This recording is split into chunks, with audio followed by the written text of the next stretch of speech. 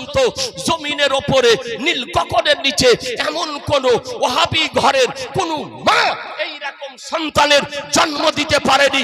কোরআন হাদিস ইজমা কিয়াসের আলোকে যে কবরের পাশে দাঁড়িয়ে কোরআন মাজিদ পড়াকে হারাম তো দূরের কথা নাজায়েজ প্রমাণ করতে পারে। ইসালে সওয়াব শব্দটির অর্থ হলো বাংলা অনুবাদ সওয়াব পৌঁছানো। ইসাল শব্দের অর্থ পৌঁছানো, আর সওয়াব মানে সওয়াব, সওয়াব পৌঁছানো। কিসের সওয়াব পৌঁছানো? অর্থাৎ জীবিত ব্যক্তিদের পক্ষ হতে মৃত ব্যক্তির নিকটে যে নেক কর্ম সমূহের সওয়াব নেকি হয়, এগুলিকে তাদের আত্মার উদ্দেশ্যে উৎসর্গ করা হয়। তাদের আত্মার শান্তি কামনার জন্য যে পৌঁছানো হয় তাকেই বলা হয় ইসালে সওয়াব। সেটা ফাতিহা শরীফের মাধ্যমে হতে পারে, কুলখানি মাধ্যমে হতে পারে, কালেমা খানির মাধ্যমে হতে পারে, ফকির মিসকিন অসহায় দুস্থ গরিব দরিদ্র ব্যক্তিদেরকে সাহায্য করার মাধ্যমে হতে পারে, নামাজ রোজা হজ যাকাত প্রভৃতির মাধ্যমে হতে পারে, সদকার মাধ্যমে হতে পারে, ক্ষুধার্ত ব্যক্তিদেরকে খাওয়ানোর মাধ্যমে হতে পারে, বস্ত্রহীন ব্যক্তিদেরকে বস্ত্র বিতরণ করার মাধ্যমে হতে পারে। যে কোনো নেক কাজ জীবিত ব্যক্তিগণ যে করেন, এই জীবিত ব্যক্তিদের এই নেক কাজের সওয়াব সমূহকে মৃত ব্যক্তির রূহের নিকটে আত্মার নিকটে যে পৌঁছানো হয়, একেই বলা হয় ইসালে সওয়াব।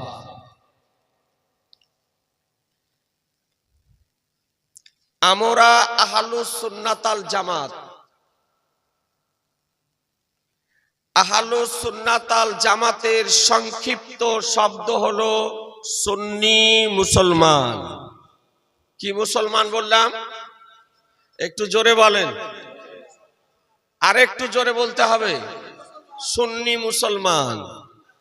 সুন্নি মুসলমান কাদের বলা হয়? হানাফি, শাফি, মালিকি, হাম্বলি। সারা মুসলিম জাহানে যে প্রকৃত চারটি মাযহাব প্রচলিত আছে, এই প্রকৃত চার মাযহাব মান্যকারীদেরকে বলা হয় সুন্নি মুসলমান। কিছু ভ্রান্ত মতবাদ পোষণকারীদের ধারণা যে চার মাযহাব মান্যকারীদের মধ্যে মত পার্থক্য আছে, দ্বিমত আছে, মতভেদ আছে। আমি তাদেরকে জানিয়ে দিতে চাই, এই ধারণাটি হচ্ছে ভুল ধারণা। কেন? যে প্রকৃত চার মাযহাব মান্যকারীদের মধ্যে আকীদাগত দিক হতে, অর্থাৎ ঈমান ও আকীদা নিয়ে কোনো মতবিরোধ নেই, কোনো মতভেদ নেই, কোনো দ্বিমত নেই। চার মাযহাব মান্যকারীদের আকীদা বলি একই রকমের। তবে যে সমস্ত মসাইলগুলি কোরআন ও হাদিস শরীফ হতে ইমামগণ গবেষণা করে, ইজতিহাদ করে, ইস্তেমবাদ করে পৃথিবীবাসীকে উপহার দিয়েছেন, এই রকম গবেষণামূলক মসাইলগুলি নিয়ে দ্বিমত আছে, কিছু গৌণ বিষয়ে দ্বিমত আছে, কিন্তু আসল বিষয়ে কোনো দ্বিমত নেই। তো আলহামদুলিল্লাহ এই চার মাযহাব মান্যকারীদের মধ্যে আমরা হলাম সুন্নি হানাফি। কি বললাম একটু জোরে বলেন। এই সুন্নি হানাফি বলাতে আপনারা কেউ রাগ করেন, নারাজ হন, অসন্তুষ্ট হন? না, আমরা গর্বিত, আমরা আনন্দিত। যদি আমাদেরকে অন্য কোনো ব্যক্তি যদি আমাদের পরিচয় ঘটায় যে ব্যক্তি সুন্নি হানাফি, বা কেউ বক্তৃতার মাধ্যমে যদি বলে, বা আলোচনার মাধ্যমে বলে, বা লেকচারের মাধ্যমে বলে, তো আমরা তাতে নারাজ হই না, অসন্তুষ্ট হই না, রাগ করি না, আমরা আনন্দিত হই। এমনকি কোন ব্যক্তি যদি একটি 100 দানার তসবিহ নিয়ে মোথাবাড়ির চৌরঙ্গি রাস্তাতে সকাল থেকে সন্ধ্যা পর্যন্ত যদি বলে সুন্নি হানাফি, সুন্নি হানাফি, সুন্নি হানাফি, তাও আমাদের কেউ রাগ করবে না, বরং পকেটে যদি পয়সা থাকে তো মুথাবাড়ির চৌরঙ্গিতে ওকে 1 কাপ চা পান করাবে। কিন্তু এই চার মাযহাব থেকে যারা নাজদি ওয়াহাবি অর্থে পুষ্ট এবং ওয়াহাবি নাজদিদের ট্যাবলেট খেয়ে আজকে নতুনত্ব নামে নতুনত্ব দলে আত্মপ্রকাশ করেছে, এই সমস্ত দলগুলির নাম নেওয়াটা সহ্য করতে পারে না। এদের নামগুলি যদি বলা যায় তো রেগে যায়, ও তোমাদের মৌলবি গালি দিল, আদৌ কিন্তু কিছু বলেনি, শুধু নামটা বলেছে। দেওবন্দিকে দেওবন্দি বললে রেগে যায়, ওয়াহাবিকে ওয়াহাবি বললে রেগে যায়, আহলে হাদিসকে আহলে হাদিস বললে রেগে যায়, কাদিয়ানিকে কাদিয়ানি বললে রেগে যায়, জামাতিকে জামাতি বললে রেগে যায়, লামাযহাবিকে লামাযহাবি বললে রেগে যায়, নামটা বললে রেগে যায়। তার মানে বোঝা যাচ্ছে মালটিতে ভেজাল আছে, নাকি বলছে মালটিতে ভেজাল আছে। এই জন্য নাম বলাটি সহ্য করতে পারে না, গায়ে জ্বালা ধরে, শরীরে জ্বর চলে আসে, নামটি বলা সহ্য তাদের নাই না। আপনাদেরকে আমি অনুরোধ করতে চাই, অত্র এলাকার মানুষ, আহলুস সুন্নাত আল জামাতের ব্যক্তি আজকে ইসালে সওয়াবের ব্যবস্থা করেছেন। এই ইসালে সওয়াব এর ব্যবস্থা করা আহলুস সুন্নাত আল জামাতের নিকটে জায়েজ, মুস্তাহাব, মুস্তাহসান। হানাফি, শাফি, মালিকি, হাম্বলি চার মাযহাব এর বিজ্ঞ ওলামায়ে কেরামগণ এ বিষয়ে একমত যে ইসালে সওয়াব জায়েজ, জীবিত ব্যক্তিদের পক্ষ হতে যে নেক কর্মসমূহ করা হয় তার সওয়াব মৃত ব্যক্তিদের আত্মার নিকটে পৌঁছে এবং তার দ্বারাতে তারা উপকৃত হন। মৃত ব্যক্তিগণ তার দ্বারাতে উপকৃত হন। সর্বসম্মতিক্রমে চূড়ান্ত এ ফয়সালা দিয়েছেন। কিন্তু খারেজি যারা, মুতাজালা যারা, তারা এই বিষয়টিকে অস্বীকার করে। যাদেরকে বলা হয় মুতাজালা, যাদেরকে বলা হয় খারেজি, এই খারেজি থেকে এসেছে ওয়াহাবি। খারেজি সম্প্রদায় থেকে এসেছে ওয়াহাবি। এরা আপনার অস্বীকার করে। আলহামদুলিল্লাহ আমরা ইসালে সবের ব্যবস্থাপনা করে থাকি। আপনাদেরকে বেশি নয় ব্রাদার, আজকের সভাতে একটি মাত্র হাদিসে কারিমা একটু আলোচনা করার আপ্রাণ আমি চেষ্টা করব। যে হাদিসটি আপনার বুখারী শরীফের মধ্যে ইমাম বুখারী রাহমাতুল্লাহ আলাইহি একাধিক জায়গাতে আনয়ন করেছেন, একাধিক জায়গাতে, এবং হাদিসটি বিশুদ্ধ সনদে বর্ণিত হয়েছে। জয়ীফ বলার কোনো অবকাশ নেই, মওযু বলার কোনো অবকাশ নেই, জাল বলার কোনো অবকাশ নেই। তিনি এই হাদিসটিকে বুখারী শরীফের প্রথম খণ্ডে এবং দ্বিতীয় খণ্ডে একাধিক জায়গাতে আনয়ন করেছেন একই হাদিস।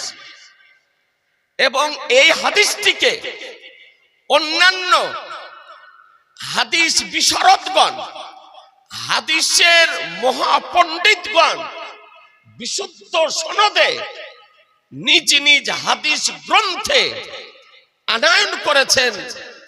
আজিজানে মুহতারাম, যে হাদিসটির রাবি হযরত ইবনে আব্বাস রাদিয়াল্লাহু তাআলা আনহু। একটু ভালো করে হাদিসটি বুঝার চেষ্টা করুন। ইবনে আব্বাস, ইনার নাম হলো আব্দুল্লাহ ইবনে আব্বাস, অর্থাৎ আব্বাস রাদিয়াল্লাহু তাআলা আনহুর পুত্র আব্দুল্লাহ। তিনি হাদিস শরীফ বর্ণনা দিচ্ছেন। ইনি কে? ইনি হলেন আমার রাসূলুল্লাহর আপন চাচাতো ভাই। কারণ আব্বাস রাদিয়াল্লাহু তাআলা আনহু হলেন আমার রাসূলুল্লাহর আপন চাচা। তো আব্বাস রাদিয়াল্লাহু তাআলা আনহুর পুত্র, তিনি হাদিস শরীফ বর্ণনা দিতেছেন। আমার নবী পাক সাহেবে লাউলাদ সাল্লাল্লাহু তাআলা আলাইহি সাল্লাম মক্কা শরীফ অথবা মদিনা শরীফের কোন রাস্তা দিয়ে কোথাও যেতেছিলেন। যেতে যেতে হঠাৎ নবী আমার দাঁড়িয়ে গেলেন। সাহাবায়ে কিরাম বলেন, ইয়া রাসূলুল্লাহ দাঁড়িয়ে কেন গেলেন? কারণটা কি? বলে, সাহাবীগণ, এখানে দুটো কবর আছে। সুবহানাল্লাহ বলেন, জোরে বলেন না। বলে, এখানে দুটো কবর আছে। কবর স্ত্রী লোকের কবর না পুরুষ লোকের কবর? আমার নবী বলেন, দুটোই হচ্ছে পুরুষ লোকের কবর। কবর দুটি বহু পুরাতন কবর, উপর থেকে তার কোনো চিহ্ন ছিল না, নিশ্চিহ্ন হয়ে গিয়েছিল। কিন্তু আমার নবী কবরের সংবাদ দিতেছে। পুরুষ লোকের কবর, তারা কবরে কি অবস্থায় রয়েছে? আমার নবী বলেন, দুটি কবরই আযাব চলতেছে। কি চলতেছে? একটু জোরে বলেন না। শাস্তি। আচ্ছা বলেন তো, কবরের শাস্তি, কবরের শান্তি দেখা যায়? কথা বলছেন না। দেখা যায়, রাডার ফিট করে দেখা যাবে, যন্ত্র ফিট করে দেখা যাবে, মেশিন লাগিয়ে দেখা যাবে। জিনা কবরের শান্তিও দেখা যায় না, শাস্তিও দেখা যায় না। আর আমার নবী বলতেছেন, সাহাবীগণ, কবর দুটিতে আযাব চলতেছে। দুটি কবরই আযাব হতেছে। কি কারণে আযাব, তাও আমার নবী সংবাদ দিতেছেন। বুখারী শরীফের হাদিস। নবী আমার বলেন, সাহাবীগণ শোনো, এই একজন ব্যক্তি পেশাবের ছিটা থেকে পরহেজ করত না, পেশাব থেকে বাঁচত না। অর্থাৎ পেশাবের ছিটা তার শরীরে লাগতো, কাপড়ে লাগতো, পরহেজ করত না। এই জন্য তার কবরে শাস্তি হতেছে, আযাব হতেছে। তাহলে হাদিস থেকে একটি মশলা কি পেলেন? যে পেশাবের ছিটা থেকে যদি শরীর ও কাপড়কে সুরক্ষিত রাখা না যায়, তাহলে কবরে কি হবে? আযাব হবে, শাস্তি হবে। নবী আমার বলছেন যে পেশাব থেকে বাঁচত না। আর দ্বিতীয় ব্যক্তি চুগলখোর ছিল, যে অসুখটা আপনাদের আমাদের মধ্যে আজকাল দেখা দিয়েছে। নাকি বলছেন? পরনিন্দা, পরচর্চা, গীবাত, অন্যের সমালোচনা করা, নেতার সমালোচনা করা, ইমামের সমালোচনা করা, মৌলবীর সমালোচনা করা, বক্তার সমালোচনা করা, মাস্টারদের সমালোচনা করা, সর্দারদের সমালোচনা করা, আর এর আখড়া হলো চায়ের স্টলগুলি। না কি বলছে? চায়ের দোকান, যত দুনিয়ার আপনার কথা এই চায়ের স্টলগুলি হয়। আপনাদের দেশে হয়তো হয় না, কিন্তু অন্যান্য দেশে হয়। আমি বলছি না আপনাদের দেশে হয়, অন্যান্য দেশে হয়। এই জন্য আমাদের মতন ব্যক্তি আপনার চায়ের দোকানে 10 মিনিট বসতে পারি না। যদিও বসি, চট করে এক কাপ চা খেয়ে নিয়ে ফট করে ওখান থেকে বেরিয়ে যায়। কারণ ওখানে থাকলেই আপনার কিছু না কিছু ঘটবে। বুঝলেন না বেরাদার আর ইসলাম? আল্লাহর নবী বলছেন চুগলখড়ি করতো, চুগলি খায়া করতে থে, এই জন্য ওর কবরে শাস্তি চলতেছে। মহাপাপ। গীবাত করা, পরনিন্দা করা, পরচর্চা করা, সমালোচনা করা, এগুলি হচ্ছে বিরাট পাপ। আল্লাহর নবী বলেছেন আল গীবাত আসাদ্দু মিনাজ জিনা। গীবাত হলো জিনা অপেক্ষা কঠিন। ব্যভিচার করাতে যা গুনাহ হয় তার চেয়ে কঠিন হলো গীবাত করা, পরনিন্দা করা। কারো অনুপস্থিতিতে তার সম্পর্কে অন্যের সামনে আলোচনা করা, একেই বলা হয় গীবাত। এবং সেই চরিত্র তার মধ্যে যদি থাকে, আর তার মধ্যে যদি না থাকে সেই চরিত্র, আর তারপরে যদি আপনি লাগান, তো এটা তো তহমত লাগানো। সুতরাং সংযত হন, সংযত হন, সংশোধন হন। মৃত্যু আপনাদের আমাদের মাথার পাশে দাঁড়িয়ে আছে। চোখটা বন্ধ হয়ে গেলে কবরে যেতে হবে। ভয়ানক শাস্তি। আমার নবী বলেন একজন পেশাব থেকে পরহেজ করতো না, এই জন্য কবরে শাস্তি। দ্বিতীয় ব্যক্তি চুগলখোর ছিল, এই জন্য তার কবরে শাস্তি। দয়ার নবী, দয়ার নবী, নবী আমার সংবাদ দেওয়ার পর সাহাবীকে বলছেন, সাহাবী এই সামনে খেজুরের গাছ দেখতেছ? বলে হ্যাঁ ইয়া রাসূলুল্লাহ। বলে একখানা ডাল দিয়ে এসো, যাও একখানা ডাল নিয়ে এসো। তো সাহাবী ডাল নিয়ে এসলেন। ডালটাকে নবী আমার চিরে 2 কবরের মিডিলে খেজুরের ডাল দুখানা গেড়ে দিলেন। সুবহানাল্লাহ বলেন, জোরে বলেন না সুবহানাল্লাহ। ওই বহু পুরাতন কবর দুটির উপরে, কোন কবর দুটি? যে কবর দুটিতে আযাব হতেছে, শাস্তির মধ্যে আছে, সেই কবর দুটির উপরে খেজুরের ডালকে গেড়ে দিলেন। সাহাবায়ে কিরাম সঙ্গে যারা ছিলেন তারা বলতেছেন, ইয়া রাসূলুল্লাহ এটা কেন করলেন? কারণ এর পূর্বে কোনোদিন আপনাকে এ করতে দেখিনি। মক্কা মদিনার শরীফে কোনো কবরে আপনি খেজুরের ডাল দেননি, আজকে ডাল দুখানা 2 কবরে দিলেন, তার কারণ কি? তো আমার নবী বলতেছেন, সাহাবীগণ শোনো, যতক্ষণ পর্যন্ত এই ডাল দুখানা জীবিত থাকবে, হারা থাকবে, তাজা থাকবে, না শুকাবে, ততক্ষণ পর্যন্ত রব্বুল আলামিনের তাসবিহ ও তাহলিল করবে। আর তার ফলে এই টাহানি, এই ডালের তাসবিহ তাহলিল করার ফলে আল্লাহ তাআলা এই কবরবাসী দয়ের কবরের আযাবকে হালকা করে দিবে। জোরে বলেন না, কি করে দেবেন? হালকা করে দেবেন। তাহলে নবী আমার জানিয়ে দিলেন যে এর তাসবির দ্বারাতে কবরবাসী দয়ের আযাব হালকা হবে, এই জন্য তাদের কবরের উপরে আমি খেজুরের ডাল দুখানা গেড়ে দিলাম। একটু ভালো করে দেখুন, যদি গাছের, আপনি একটি মশলা কি বুঝতে পারলেন? যে একখানা ডালকে গাছ থেকে আলাদা করে দেওয়ার পরও তার তাসবিহ বন্ধ হয় না। কতক্ষণ তাসবিহ করে? যতক্ষণ পর্যন্ত ডালখানা না শুকায়। শুকানোর আগে পর্যন্ত তাসবিহ করতে থাকে। একটা ফুল গাছ থেকে আপনি ভাঙলেন, একটা ফুল ভাঙার পর আপনি রাখলেন, এই ফুলটার তাসবিহ বন্ধ হয় না যতক্ষণ পর্যন্ত ফুলটা না শুকায়। এই জন্য পীর ওলি আউলিয়া বুজুর্গানে দিনদের কবরে ফুল দেওয়া হয় মুসলমান।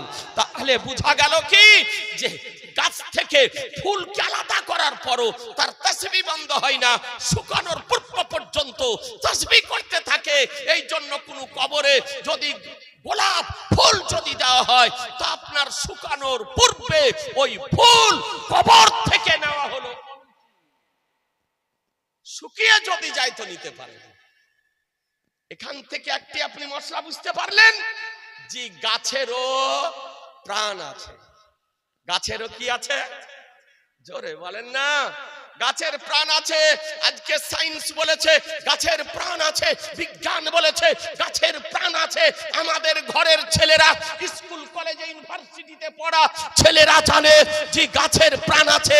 এই তথ্য বিজ্ঞান দিয়েছে। কিন্তু শুনুন মুসলমান, এই বিজ্ঞানের জন্মের পূর্বে আমার শাহনশাহে জীবিকা মাতালিকে তাসদার আহমদে মুক্তার নবী উকা সরদার তনুজ্জাহানের মালিক ও মুক্তার মদিনার ঘাটতি থেকে বিশ্ব জগৎকে সংবাদ দিয়েছেন যে গাছেরও প্রাণ আছে মুসলমান। এই জন্য কোরআন বলতেছে ইউসাব্বিহু লিল্লাহি মা ফিস সামাওয়াতি ওয়াল আরদ, জমিন এবং আসমানে যা কিছু আছে সমস্ত কিছু আল্লাহর তাসবিহ ও তাহলিল করে মুসলমান। কথা আপনি বুঝে নিলেন?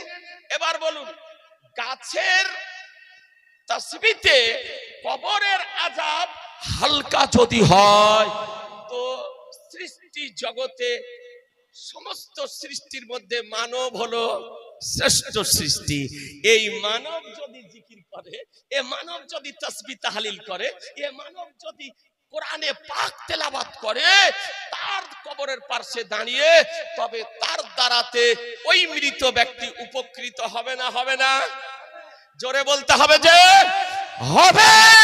এ বেরাদারান ইসলাম, এই হাদিসের ব্যাখ্যা আল্লামা বদরুদ্দিন আইনি রহমাতুল্লাহ আলাইহি তিনি হাদিসটি বর্ণনা করার পর, ব্যাখ্যা দেওয়ার পর তিনি লিখতেছেন তৃতীয় খণ্ডের 175 পেজের মধ্যে, ওয়াস্তাহাব্বাল উলামাউ কিরাতাল কোরআনে ইনদাল কবরে লিহাজাল হাদিস, বলে এই হাদিসের কারণে কবরের নিকটে কোরআন মাজিদ পড়াকে উলামায়ে কেরামগণ মুস্তাহাব বলেছেন। উলামায়ে কেরামগণ মুস্তাহাব বলেছেন। কবরের পাশে দাঁড়িয়ে কোরআন পাঠ করাকে উলামা আজকে সর্বসম্মতিক্রমে মুস্তাহাব বলেছেন। এ বেরাদারান ইসলাম, দ্বিতীয় দলিল দেখুন, এই হাদিসটি সাহেবে মিশকাত শরীফের মধ্যে আনয়ন করার পর মোল্লা আলী কারি রহমাতুল্লাহ আলাই তার ব্যাখ্যা লিখতে গিয়ে মিরকাতুল মাফাতির দ্বিতীয় খণ্ডের 35 পৃষ্ঠাতে বলেন, ওয়াস্তাহাব্বাল উলামাউ আলাকে ওয়াস্তাহাব্বাল উলামাউ কিরাতাল কোরআনে ইনদাল কবরে লিহাজাল হাদিস, এই হাদিসের কারণে কবরের নিকটে কোরআন তেলাওয়াত করাকে উলামায়ে কেরাম মুস্তাহাব বলেছেন। বেরাদার, উলামায়ে কেরাম মুস্তাহাব বলেছেন। আপনাদেরকে বলতে চাই, হ্যাঁ, এই জন্য কবরের পাশে দাঁড়িয়ে, আল্লাহর ওলির মাজারের পাশে দাঁড়িয়ে কোরআনে পাক তেলাওয়াত করুন, সূরা বাকারা পাঠ করুন, সূরা ইয়াসিন পাঠ করুন, সূরা তাকাসুর পাঠ করুন, সূরা মুলক পাঠ করুন, সূরা বাকারা পাঠ করুন, সূরা রহমান পাঠ করুন, আজকে সূরা ফালাক পাঠ করুন, সূরা নাস পাঠ করুন, সূরা ইখলাস পাঠ করুন, সূরা ফাতিহা পাঠ করুন। কবরের পাশে দাঁড়িয়ে কোরআন তেলাওয়াত করা জায়েজ, মুস্তাহাব ও মুস্তাহাসান। আজ পর্যন্ত জমিনের উপরে নীল গগনের নিচে এমন কোন ওয়াহাবি ঘরের কোন মা এই রকম সন্তানের জন্ম দিতে পারেনি। কোরআন হাদিস ইজমা কিয়াসের আলোকে যে কবরের পাশে দাঁড়িয়ে কোরআন মাজিদ পড়াকে হারাম তো দূরের কথা, নাজায়েজ প্রমাণ করতে পারে। বেরাদার, অতীতেও সম্ভব হয়নি, বর্তমানও সম্ভব নয়, ভবিষ্যতে সম্ভব হবে না। কোরআন বলতেছে মা তাকুমুর রাসূলু ফাখুযুহু ওয়া মা নাহাকুম আনহু ফান্তাহু, রাসূল যা প্রদান করেন তা গ্রহণ করে নাও, তিনি যা বারণ করেন তা থেকে বিরত থাকো। এই জন্য আমার সরকারে আলা হযরত হাদিস নোট করেছেন যে জীবিত ব্যক্তিদের দ্বারা মৃত ব্যক্তিগণ উপকৃত হয়।